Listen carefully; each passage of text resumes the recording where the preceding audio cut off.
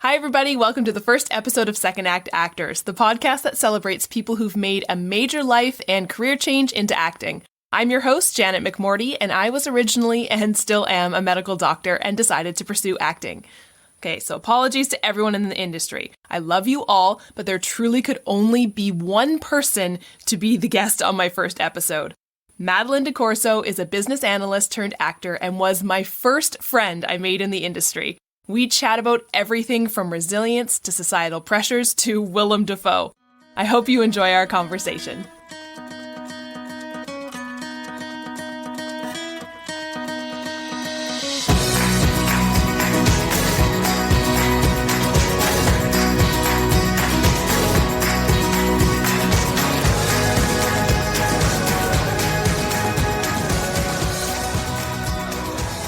Hi, Madeline. Hi, Janet. How are you? I'm great. I'm happy to be here, and I love chatting with you, so. Likewise. We chat a lot. We do. We send each other a lot of voice notes. I send you a lot of voice notes, actually.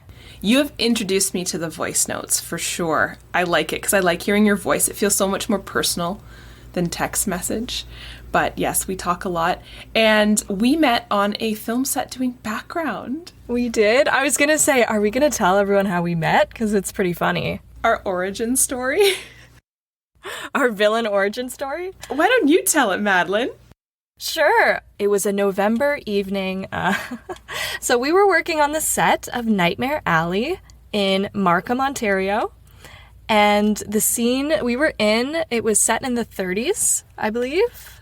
And we were at a fair, and you and I got paired together to ride the bumper cars. We got squished beside each other, and we got to ride actually working bumper cars. And the rest is history. It was the best. Do you remember how kind of stressful that was? You had all the work. You had to drive them. I just sat there. You had to sit and enjoy my awful driving. And then we ended up breaking the prop, the mesh. They fixed it, but we did break it. It's funny because people say, oh, you were in Nightmare Alley. I'm like, well, I wasn't really in. I guess I was. We were these blurs in the background. But they're like, oh, did you get to talk to Guillermo del Toro? Like, it's a thing that people do all the time on film sets. I'm like, no. But he did tell us that the bumper cars had to go on action. So technically he did. I heard his voice coming from just the sky, and he was talking to us, so, you know. I was telling you, I listened to a podcast with him when he was talking about Nightmare Alley. This was just recently. It was the WTF podcast with Mark Maron, which is such a great podcast. And it made me really nostalgic for when we were on set, those freezing, frigid, cold days. Because he being Guillermo del Toro, like I'm speaking to him like he's my buddy, he was so happy and just jolly. And here we are, like, freezing, middle of COVID, it's rainy, and ugh. He was just the happiest person. He was so nice. And he also took a moment to thank all of us after every day on set, thank the background actors, which doesn't happen all the time. And it seemed like everyone, I mean, of course they respected him, but, like, it was very clear that the whole cast and crew respected him. That was an amazing experience. It really was. It was my first background experience, and it's hard to top that. How can you top that? We had full hair, makeup. They had an infinity money budget. It was just awesome. And I got to hang out with you and meet you. And we met, and we both realized that we are second act actors. Yes. We discovered. Yes. So tell me your story. Tell me your origin story. What brought you to this crazy world of acting? I know. Okay. I studied business at the University of Guelph. I studied leadership and organizational management, which essentially sets you up to work in human resources. I knew right away that I did not want to work in human resources, but I had no idea what I wanted to do with my life. But when you're in business school, there is this notion that if you get a job right after graduation, and if it's in Toronto, you've you've made it big, basically. You struck gold, you did it. At least that's what I felt like. And I was one of those lucky few who got a job right after graduating. So I worked as a business analyst at the Bank of Montreal corporate offices, the suits, everything. And I essentially was looking at Excel all day long. And Janet, I was not qualified for this job. I don't know how I got this job. I tried my best, but it just definitely didn't match my skill set as a person. And from there, I moved on to work at Unilever, which is a consumer packaged goods company. They own a lot of brands like Ben & Jerry's, Tresemme, Dove, as a supply chain analyst. Again, I was just looking at data and numbers all day long, and it was terrible. The people I met were amazing. Met some great... I am happy for those experiences, but it was just not meant for me. So that's what I was first doing. That's my, I guess, the first act, if you will. I was working in the tech numbers field. Were you creative at all growing up? My first gut reaction is to say no, but I call bullshit. I consider myself, I would say I was more like a try to do everything type of kid. Any sport, any activity. I loved drama class, and I loved making videos with my brother at home, like sketches and dressing up, and I actually still do that with my brother, so that is something that is carried. But it's so interesting. I don't consider myself creative. Like, I don't think I have a creative mind. I think I just would love to work with people who are creative, and that's just how I view myself, as not creative. I don't know if any other actors feel the same way. I think, again, I'm calling bullshit. I think you're way more creative than you think you are. Just even from creeping on your social media and seeing what you do, like you're saying, with your brother, the scenes that you make up, you create your own content. And that in and of itself, it requires immense amounts of creativity. Oh, thank you. What got you into acting? If you're not so creative, which you are. When I left the corporate world, I felt like I was starting from scratch. I had no clue where my life would lead me. I did some travel, and, I thought maybe I'd have this epiphany moment. Didn't happen. I ended up working as a background actor just for fun, just because I honestly at this point had no interest in pursuing acting as a career, but I thought, I'll try it. And when the first set I was ever on was for The Boys. I love that TV show. Amazing show. And all I had to do was walk down the street in the rain. I was a pedestrian. That's it. And being on that set, I loved every second of it. I was like, I feel competent. I feel like I know what I'm supposed to be doing. I feel like I'm part of a team that is creating something, even as part of the background, because of course background is meant to be background, but I still felt like I was part of the creation of the scene, which was a great feeling. And I didn't realize at the time how much that impacted me until later on. Because I still had this mindset of like corporate, I needed to work in business, I needed to do something like that. So I had a few different jobs, and then COVID happened, the pandemic happened, and I was laid off, like many of us were, from my job. So I was at home, and as silly as this sounds, Janet, I just had this moment where I was watching a TV show. I wish I could remember which show, but I was watching TV, and I think this was, right when everyone was feeling very uneasy about the pandemic. Things where no one knew what was going on. I think Toronto had just got into its first lockdown, and I just remember thinking everyone is turning to entertainment right now more than usual for a release from reality. And I want to be part of that for people. I think I can be that for people. And then I thought back to my experience on the set of The Boys, and it clicked when I was trying to figure out what to do next with my career. Where had I felt the most competent and the most happy at work? And it was on a set. So that's how I got into acting, was I would say the start of the pandemic was really what pushed me forward. Oh, that's awesome. Well, not that there's a pandemic, but it's neat that you took something that is not, sounds so simplistic, something that's not good, not great, like getting laid off. Like, I don't think there's anything worse, right? Yeah. So disheartening. But then turning that into an opportunity and just a full 180 shift. Completely. Like, I had never felt more sure of myself about anything, which was very exciting to feel. And it's what's been pushing me ever since. Because, of course, with this profession, there's ups and downs. There's stagnant moments where you feel like you're just stuck. But thinking back to working in a corporate office, working in a cubicle, and looking at Excel, I could never do that again. So I think I made the right choice. Take me back. Something triggered in my brain when you were chatting there about you had this mindset of must work in corporate, must work there. Where did that come from? That, I think, came from probably a few sources. I would say university. It came from university.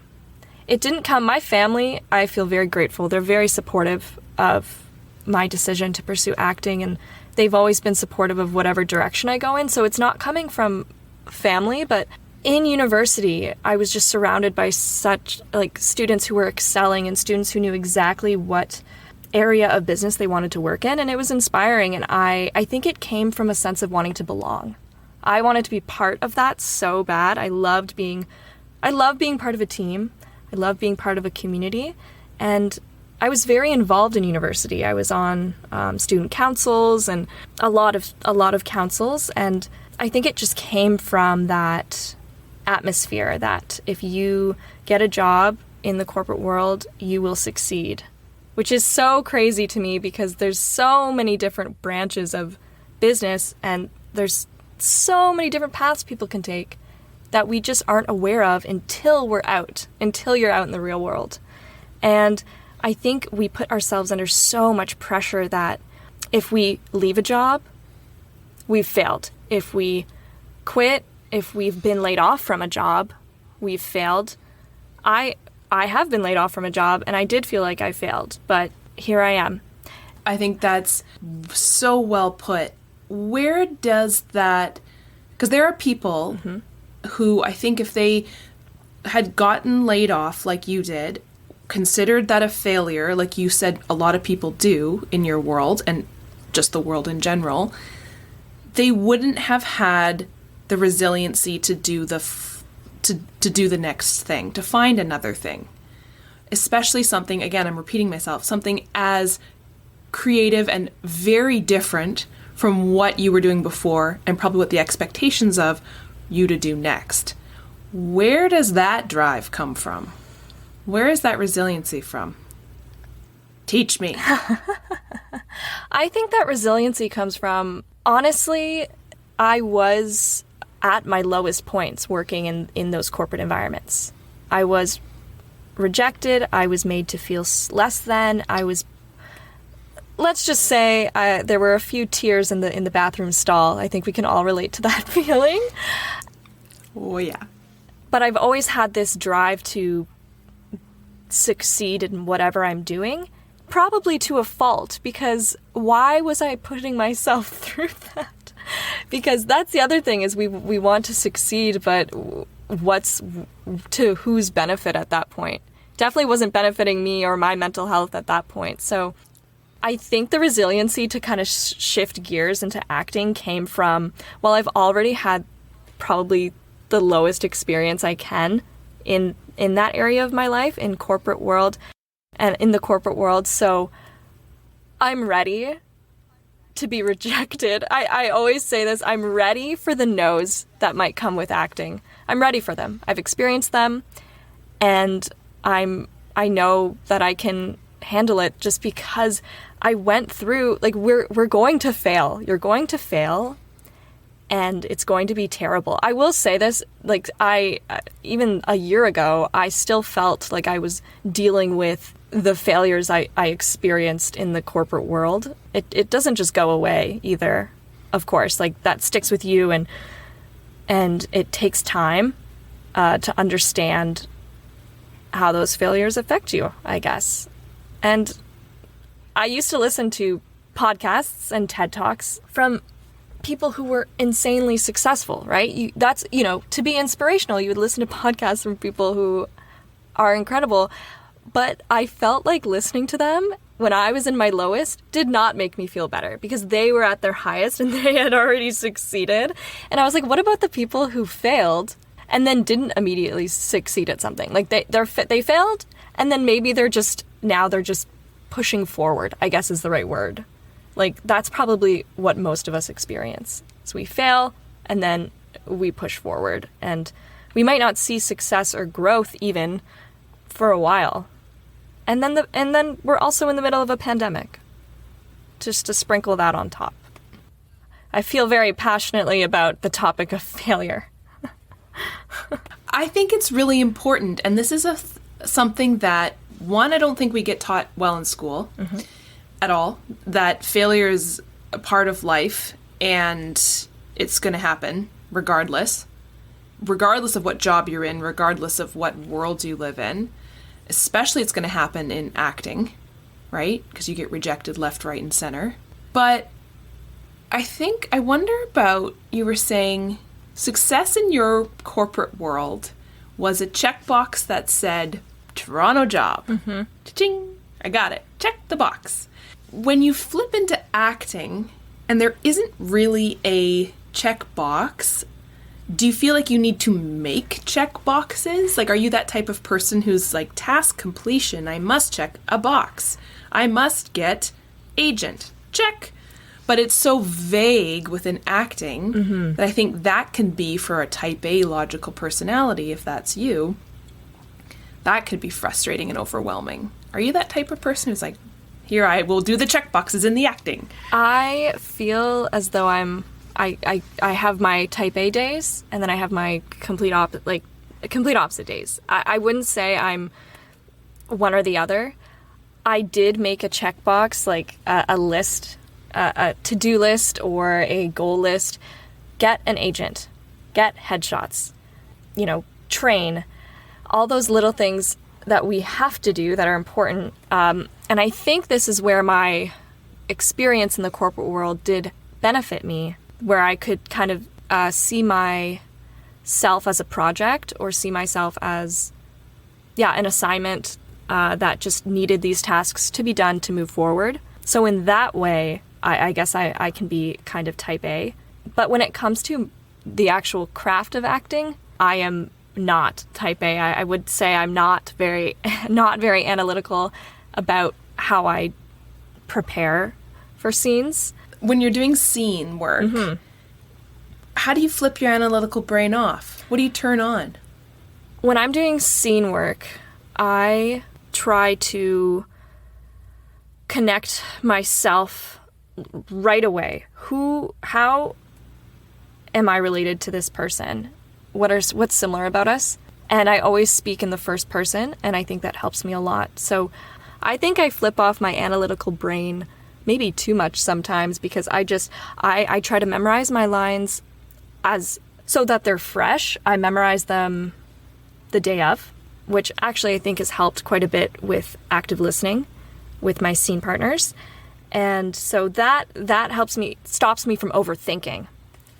If I'm not worried about, if I do less prep work on the actual line memorization, I allow myself to just focus on the emotional side of things, the feeling and being present in the moment. So that's how I do scene work. It's, where do I live inside this character? And just trying to be as present as I can. My acting coach, I have a few acting coaches. Howard Fine and is my current acting coach, and I try to follow he does 8 steps before you go into a scene, and however you do those 8 steps is really up to you. But so for people who are type A, it's great, you have a structure, to start yourself off with, but then you can just apply those into scene work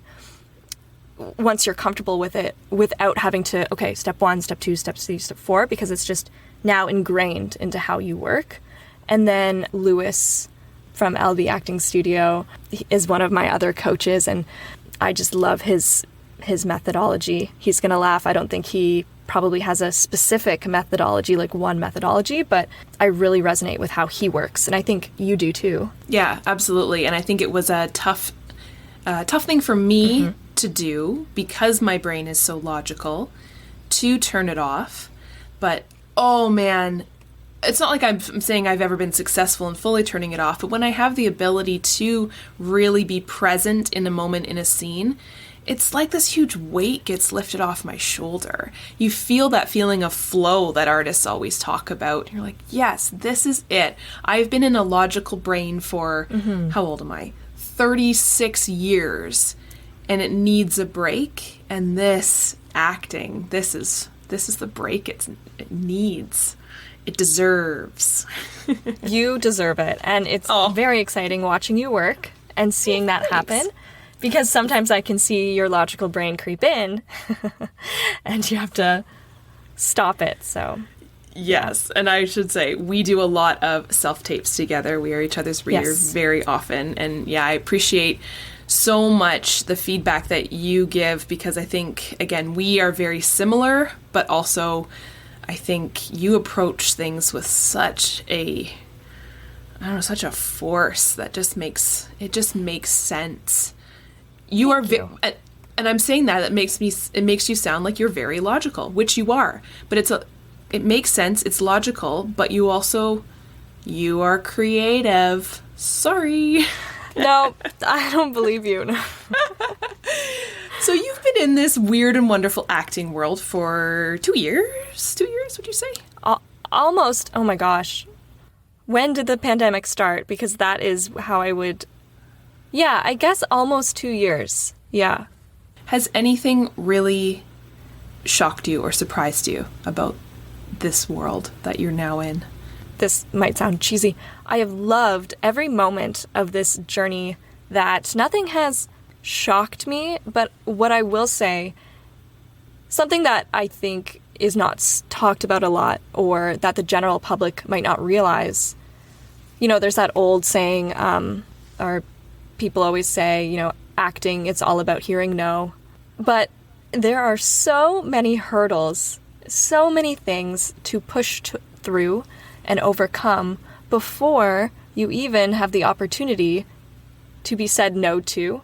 That's what I found surprising, I would say, is all those little steps, all those things that you have to do. And maybe this is very common knowledge. Like, of course you have to do stuff to be able to get into the room, but just the amount of work, and it can be lonely work too. The amount of stuff that you do alone. I'm in my closet right now. The amount of time I've spent here alone in my closet is maybe shocking. And yeah, I would say sometimes it can feel lonely because you have to do a lot of work on yourself, especially in Canada where we don't have managers typically.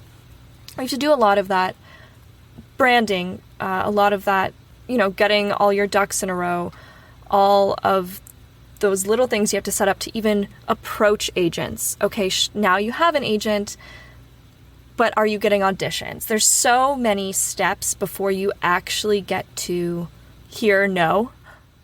That's what surprised me. I have loved every step of the way to get to audition, but I think that's the most surprising part that's not really spoken about a lot in the industry. Yeah, I don't think that's common knowledge at all, because I think if it was, I don't think there'd be as many people trying to get into this career. And when people do get into it, I think there's a huge atrophy rate, right? They get in, their eyes are open to exactly what you're saying, the hurdles that they have to overcome. And if people have never been through something like you've been through, where they've required immense amounts of resiliency and hustle and the ability to push through, it's disheartening. And then they go, this is too hard, and we're just going to leave. And I will say, I know I'm very grateful that I could make the leap because of course it's a big leap to make, and if some people don't have the ability due to other, dependencies, that they can't make that change. So I also realized that at the time in my life that it was the right time to make that change. Mm-hmm. Definitely. I think also, like, feeling of gratitude is always good, but also you worked your ass off to be able to do this. And I do recognize, of course, there's immense amounts of privilege in that statement. But you did. You worked your ass off. You were in a low place, but you worked your butt off to be able to personally, financially, emotionally be able to do this thing. When a lot of people I don't think people would be able to do that. So thank you. Give yourself some grace, as they say. Be proud of yourself. No.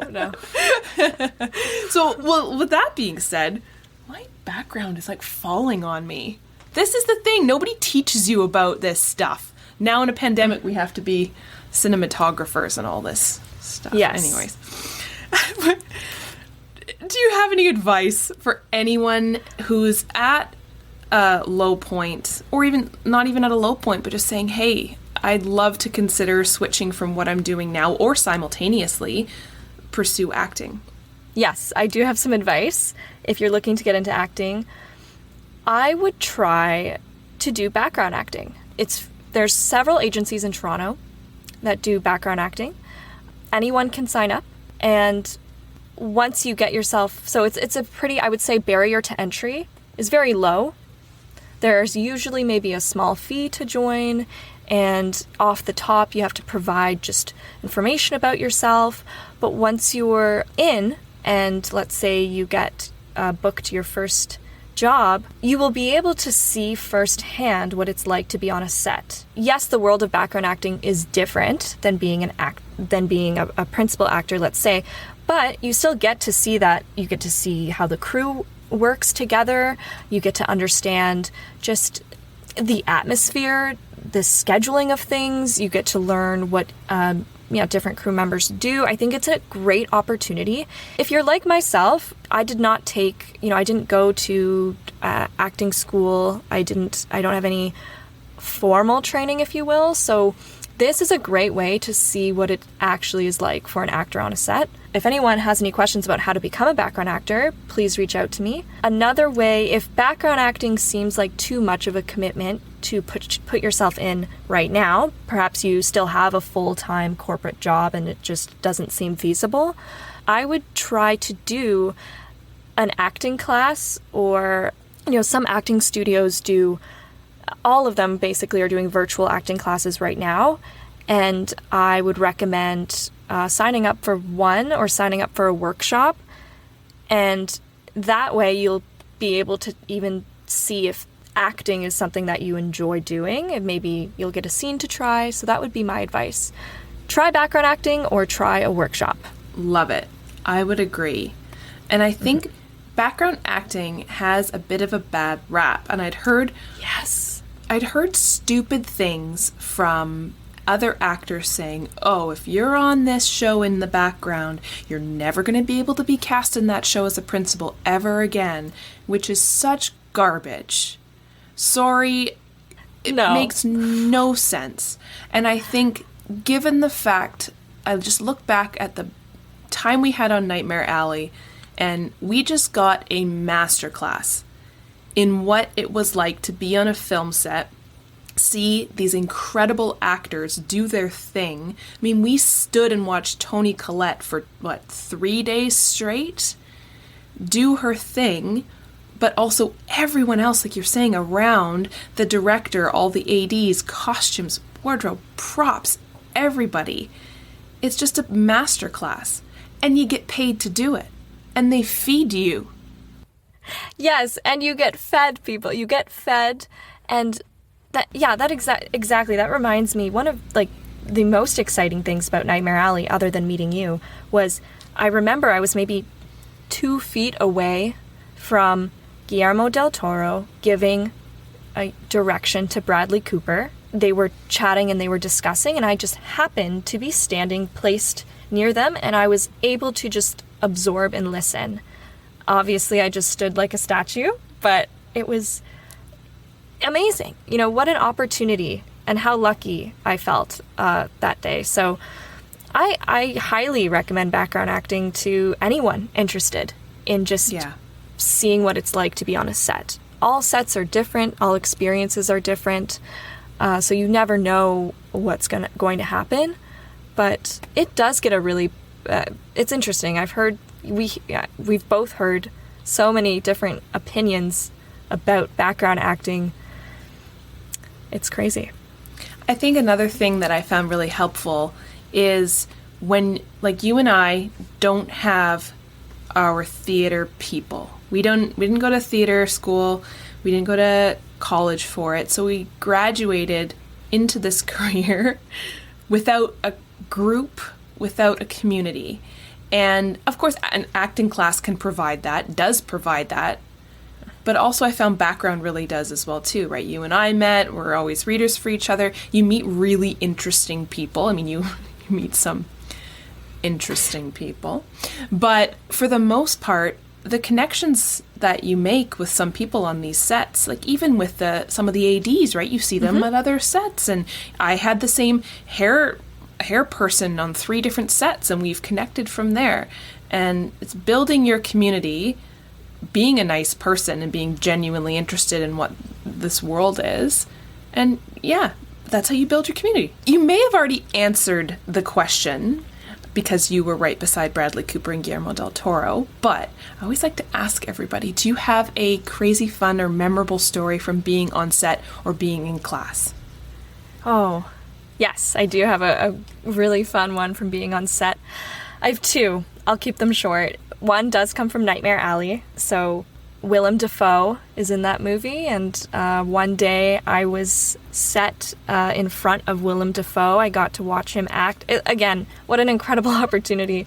And in between takes, he was so nice. And as you mentioned before, it was really cold. It was like a night shoot in November in Markham.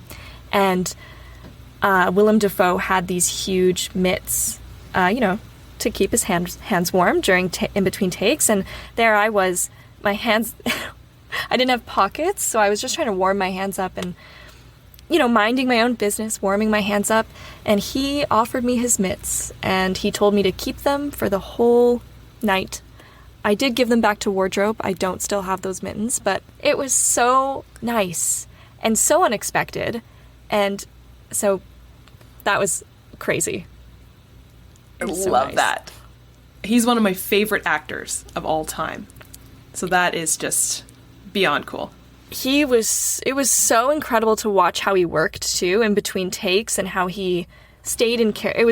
He would chat with us about his family, and then he would, go right back into doing a take, and he would make the entire crew laugh. Like that was incredible. Incredible experience. Thank you, Willem, if you're watching this. You kept my hands warm. My other great set story, this one sounds like a fever dream. I was on the set of Private Eyes, which is a detective show with Jason Priestley and Cindy Sampson, and they needed background actors who could golf, and that is one of my skills, that I can golf, so I was very excited. It was a beautiful summer day, and the thing about background acting is you have no idea what you are going to be doing the day of. You don't even know when you walk on set, and it can change on a dime. So I was originally just supposed to be in the background, and then one of the ADs asked, can anyone actually golf here? And I was like, me, I can. And then all of a sudden, I'm in the scene. They go, what's your name? Madeline, you are in the scene. You are going to hit a golf ball, and then you're going to, and they gave me all this direction. They gave me a golf club. They gave me a glove, and it was really exciting. And all of a sudden, I'm working with the camera people. I'm working with the director. And on set that day was, as I mentioned, Jason Priestley, but also it was a Pro-Am episode. So Nick Nurse of the Toronto Raptors, I believe he was the coach, he was there. Scott McGilvery of HGTV, he was there. And then Mike Weir, who is a Canadian golfer. He won the Masters. He was there. All of them got to watch me golf. All of them, too, the way the scene was set up, they all got to watch me hit some golf balls. And it was magical. And I was so grateful that I got to do something that I'm comfortable with. I'm comfortable with my golf swing. So I was like, okay. But of course I was shaking like a leaf when I had to do it the first time. It was insane. And everyone on that set was so nice. And what was great about that is when it aired on TV, you can see my golf, you can see me. You know, sometimes we do background work and you get completely cut out of the episode, which happens a lot. And so it was very exciting. I'm actually in the episode, and when it aired, my parents and I had a little glass of champagne to celebrate. And so those are a few of my fun set stories, I would say. So speaking of your parents, what would they say you do for a living? They tell people that I'm pursuing acting. They're very supportive. They are also, realistic. They definitely want to make sure I'm doing well. And my dad, he studied film and worked in editing before we were born. So he's always had a love for the industry. And he hasn't worked in the industry since we were born, but I feel like I love that I have his support, and that he gets very excited when I tell him about the sets. He wants to know what equipment they're using and all of that. And then my mom, again, I just feel very grateful to have a supportive family, because I know that many people do not, especially when they make such a big career change. And my friends too have been very supportive. Yeah, I feel very lucky to have the support system I do. That's great. So. It's really good to hear. Yeah, because I think you're saying it's hard when you go from a career that society says is a career into a career that society says, no, that's just fun, play, passion project. You're like, no, this is a career that I want. So that's great to hear. I'm sure you've gotten, the reactions from people. It's interesting making that change when you're meeting new people and they ask you what you do, and your brain you're like, well, and you just have to make the switch at some point where you say, I am an actor.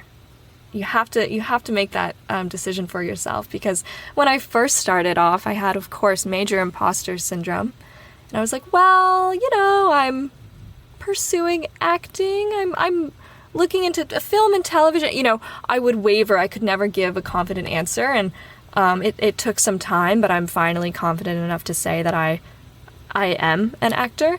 And if you're auditioning, or even, of course, creating your own content, you don't have to be auditioning, but you are an actor. Is there anything right now, doesn't have to be related to acting or your career in acting or anything like that, but just anything right now on this cold, snowy, blizzardy, awful day that's getting you excited, that's keeping the fire lit?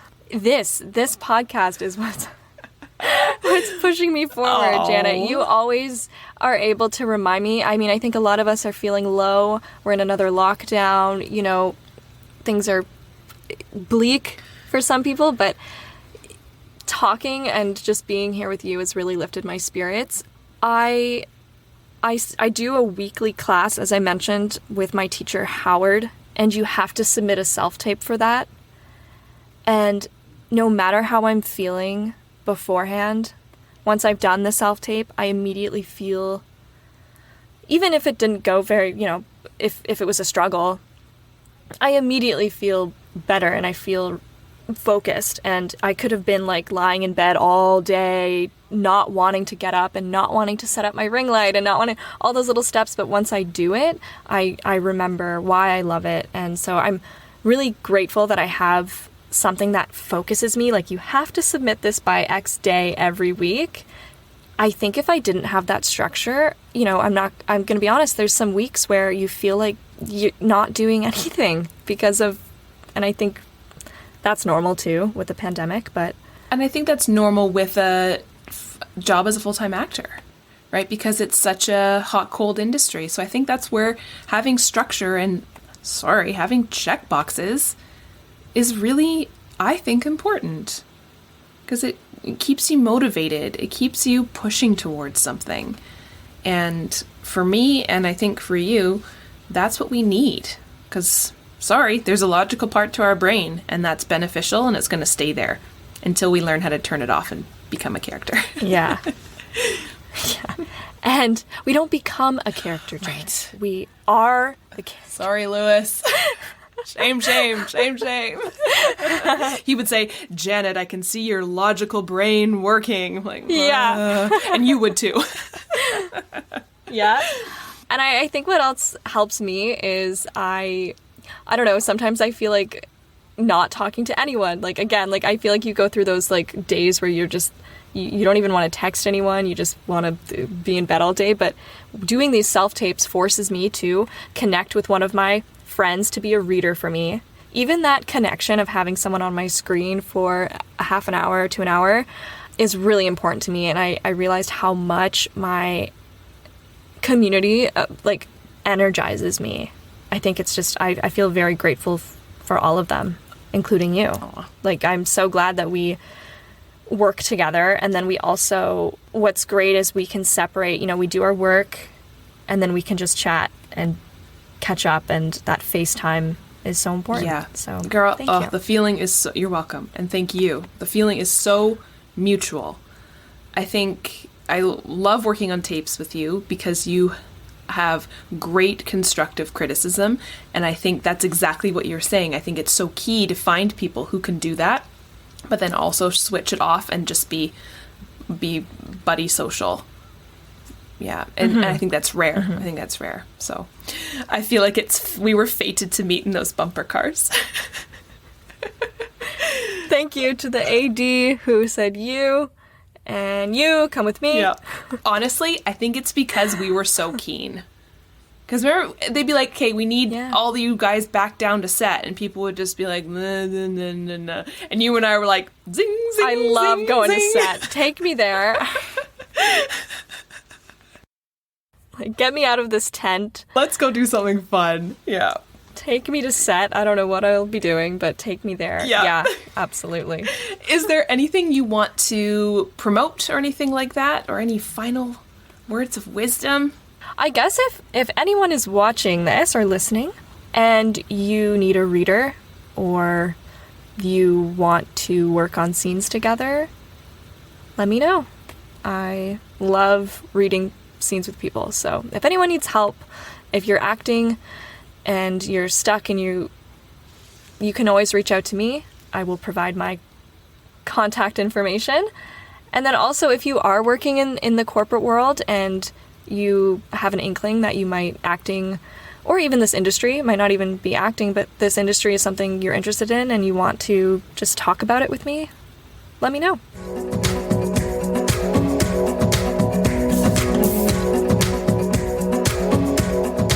Thank you for tuning into our conversation, and thank you, Madeline, for your time and telling your story. I love what you said about developing resilience as a tool in our acting careers. It is so essential when facing the many barriers and many moments of rejection that we actors are up against. On the next episode of Second Act Actors, I talk with a software manager turned actor about fighting logic, surrendering control, and wearing a loincloth. I hope you join us. Second Act Actors is produced and edited by me, Janet McMorty. Theme music by Guillaume, additional sound editing by David Studio, additional video editing by Jackie Wadoer. Show notes written by Sarah Hopkinson. I record using Riverside FM. If you're interested in developing an interview-based webcast like mine, I highly recommend this platform. Shoot me an email and I'll direct you to the wonderful folks there. If you or someone you know is interested in being a guest, email me at secondactactors@gmail.com. Don't forget to like, subscribe, and share with your friends. My love language is words of affirmation, so compliments, constructive criticism, and feedback are always welcome and encouraged. Negative Nancys, Judgy McJudgersons, or Debbie Downers, unless you're Rachel Dratch, regarding me or my guests are not welcome. It takes serious courage to share your story with the world, so if you're tempted to negatively comment about someone else's story, please ask your therapist why you're such a garbage person. Save the drama for the stage. On that happy note, I hope you'll tune in next week for another episode of Second Act Actors. Bye!